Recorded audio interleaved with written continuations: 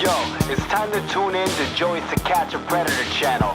He's gonna give you the backstory. He's gonna show you where they are today. This is Seizure Machine. Let's go. Since 2015, Joey's TCAP. We got letters from predators. Motherfucker, take a seat. I light a bloodstained cigarette.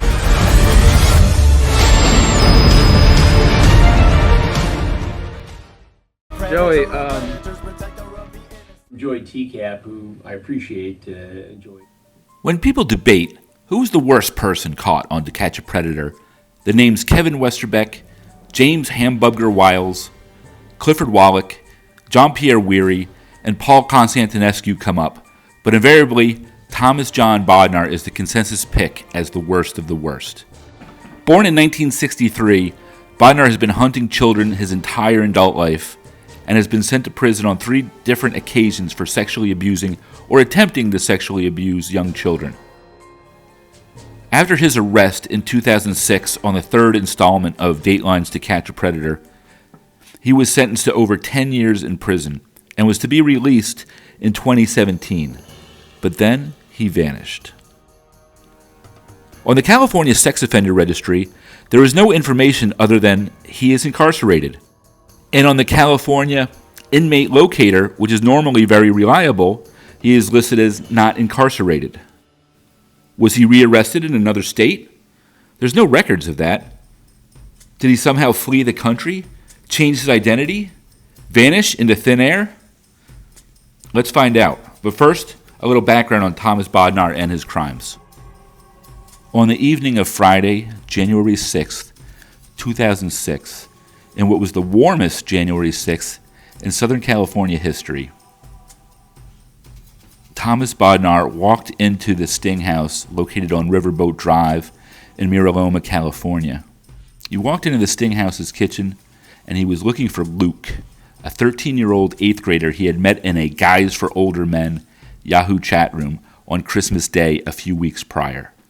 Bodnar had sent Luke, who was actually a perverted justice decoy named Greg, photographs of his penis, of his bare chest, and of his face.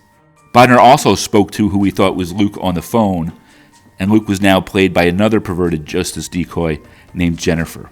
He talked to her on Christmas Day and numerous other times over the next 2 weeks. The phone calls, chats, and emails lasted for a few weeks until early January, when Bodnar called the decoy and said he wanted to come over and fuck him.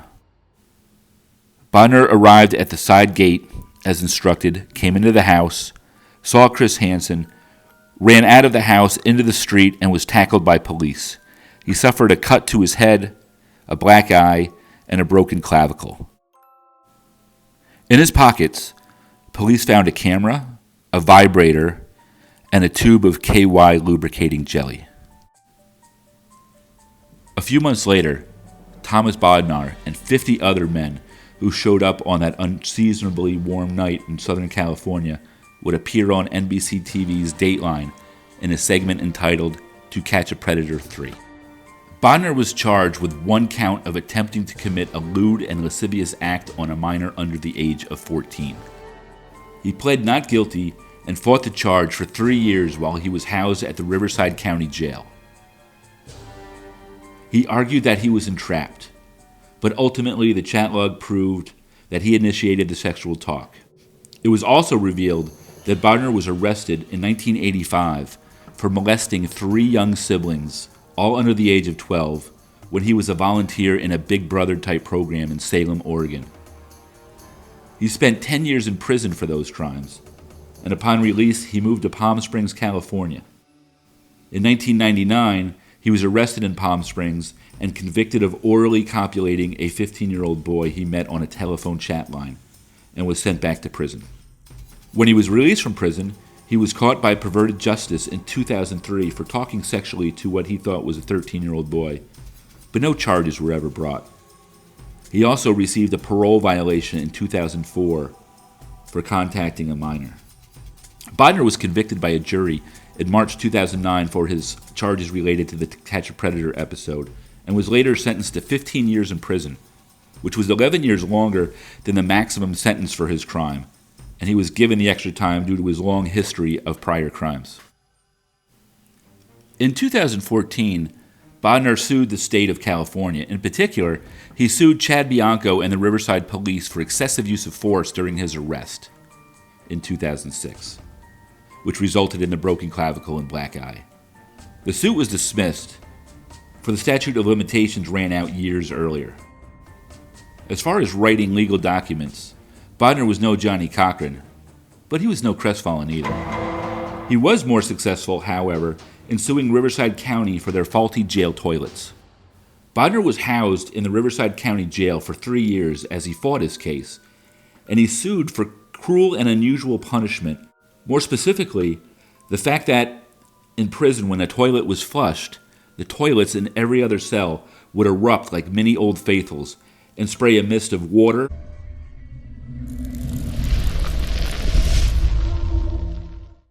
urine, and coin-sized bits of fecal matter into the air and onto the floor. Prisoners complained to no avail and would be forced to clean their cells with their own soap and towels. As Bodnar's prison toilet case drew closer and closer to trial, Riverside County flinched first and offered Bodnar a few $1,000s and told him to sign a non-disclosure agreement, which would prevent him from talking about the settlement.